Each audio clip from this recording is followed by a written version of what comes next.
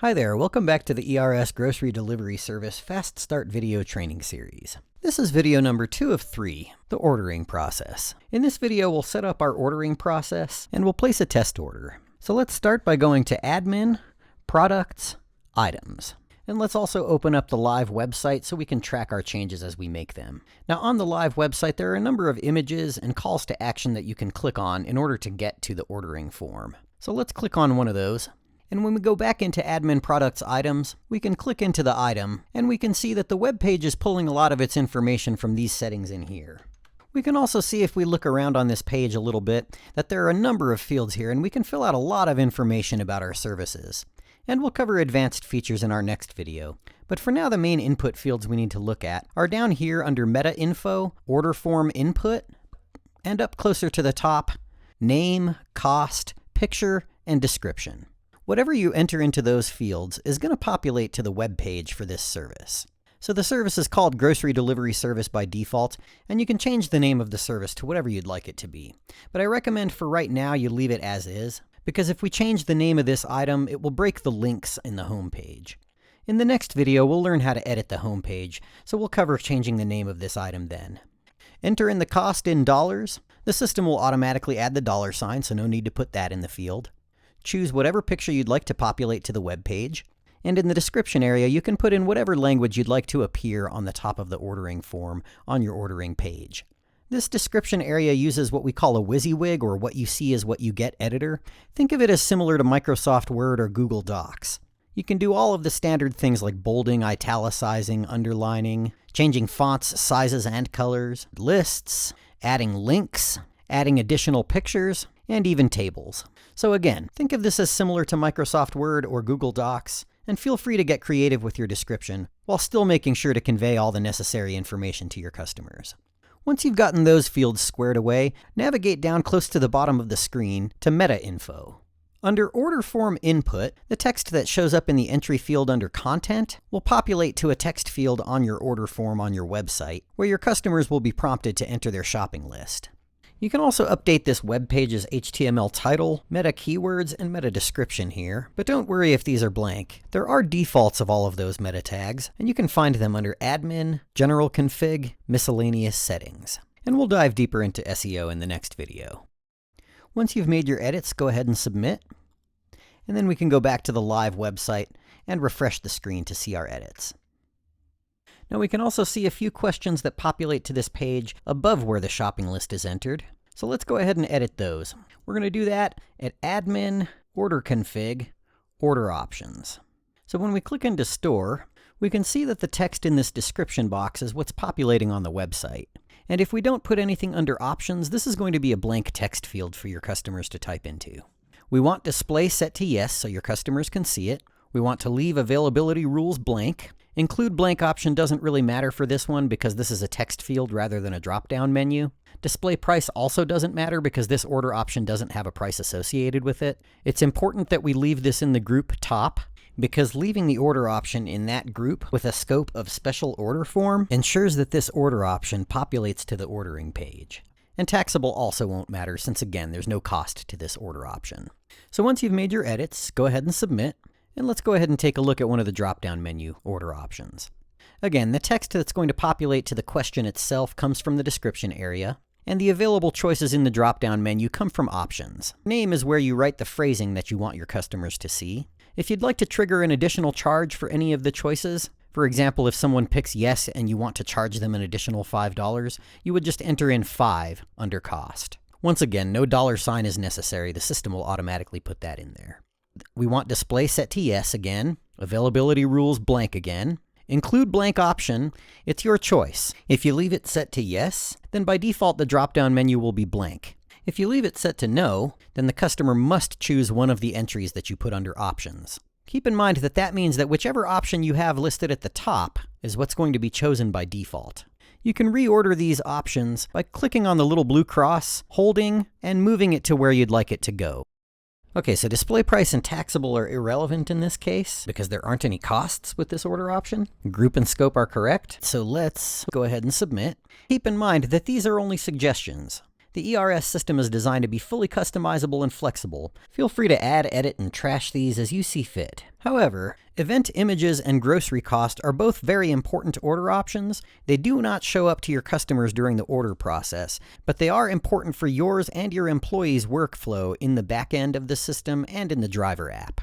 Event images allows you to use the driver app to take photos to add to the receipt.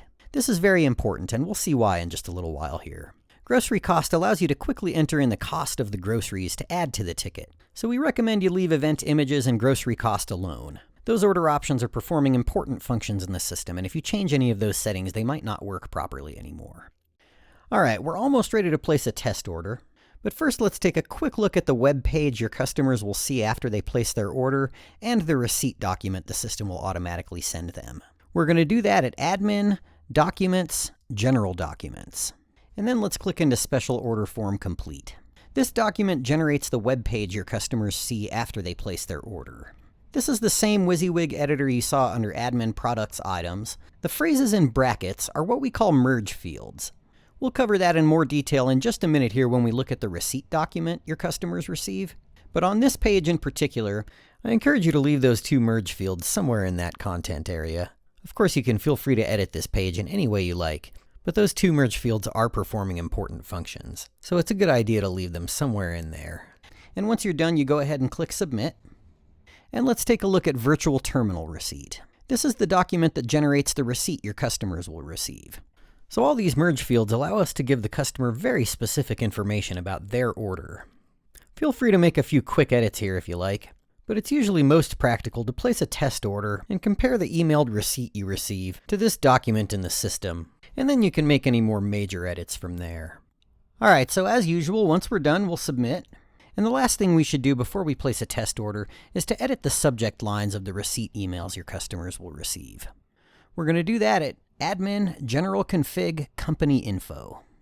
If we scroll down just a little bit, Send Updated Receipt Subject is going to be the subject line of the second email your customers receive.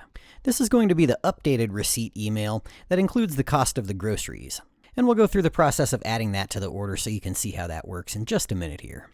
The merge field Options Store is going to add the name of the store according to the text that the customer input into their order form.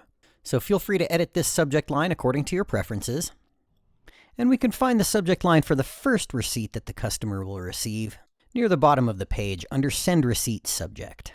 If you do make an edit to either or both of those settings, make sure to click Save. Alright, now that we've gotten our ordering settings squared away, let's go ahead and place an order. Now just a quick note, this home page is editable, and we will look at how to do that in our next tutorial. For now, let's click into one of these images, and let's go ahead and fill out the info here. And by the way, we can observe that the drop-down menu of cities matches what we established when we set up our service areas in the first video. So once we submit the order, we can see the Special Order Form Complete document that we edited earlier displaying here. And when I check my email, I can see that I've received my receipt as well. Now this is important. Before too much time has gone by, we need to go back into the back end and go into Scheduling, click on Today, scroll down to the bottom of the event and click on Pay. Then we need to click here to void this payment. And you may want to include some sort of a note to the effect that this is a test order. The reason we want to void this payment quickly is because if we wait too long, we'll actually have to refund the payment. So we would end up paying a transaction fee on that. If we void the payment before it's gone through, we don't end up having to pay a transaction fee on it. Alright, so now that we've placed our order and voided that payment, let's go ahead and figure out how to add the cost of the groceries to the order and pay the remaining balance. So we're going to do that in our free mobile app. So on your iPhone or Android device, go to the App Store or Google Play Store and do a search for Event Rental Systems. If two choices come up, make sure you download the ERS Driver app rather than the ERS Admin app. So you use the same credentials as you used to log into the back end of the system. The first thing you see is this prompt to clock in. You can do that if you like. And there is an employee time card report, which we'll cover in the next video. I'm going to go ahead and click on the little hamburger menu in the upper left-hand corner and choose to view load sheet. Then I'm going to click on the order number, and from here we can scroll down to add a photo to the order. So we'll take a photo of the store receipt, and then we can click on grocery cost to add the cost of the groceries to the order. So we can scroll down about halfway to the payment area and see that the total of our order now includes the cost of the groceries. So we can click here to take a payment, and when we do that, the system is going to send the updated email to the customer. So I should get a notification momentarily here. By the way, when the system sends these receipt emails to the customer, it also sends them to the company email, so you know you received a new order. So let's check my email to see that updated receipt. We can see that the system used the merge field to put the store name in the subject line, and when we scroll down, we can see that the system also added the image of the store receipt to the bottom of the email. So this confirms that our settings are working correctly. So there's one last thing we should do before we move on to the next tutorial. Let's go back into the back end under the Scheduling tab and click into the day of the order that we just made.